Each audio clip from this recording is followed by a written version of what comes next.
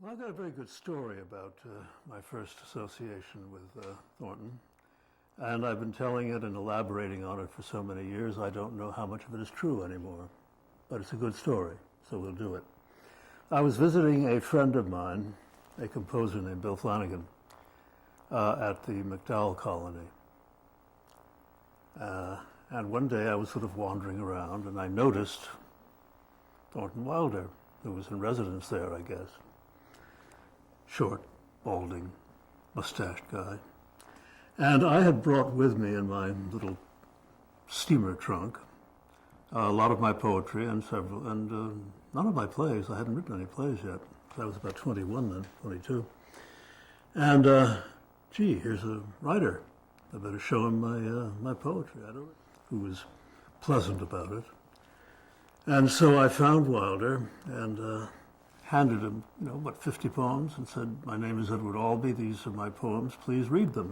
And he took them, and before he could throw them back at me, I'd taken off.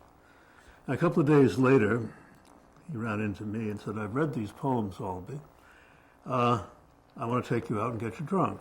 Thornton had some sort of old car, beat up Chevy or something. And towards sunset one day, we got in the car with a bottle of bourbon, as I remember, and went to one of the, thousands of lakes that dot the New Hampshire countryside, and sat by one of these lakes, drinking the bourbon, sun setting.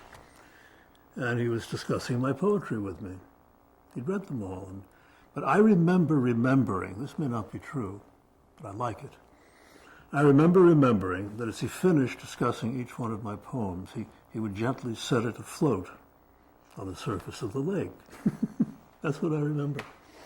And I remember when he had finished going through my poems, he said, "Albee, I have read all of these poems." I said, "Yes, well, I can see there they are, floating on the water." He said, "Oh, yes." And he said, "I have read all of these poems." Pause. "Have you ever thought about writing plays?" Interesting.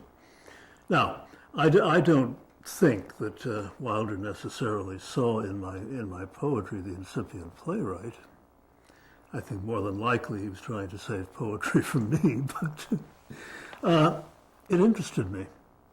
And about 8 years later, I wrote a play called The Zoo Story.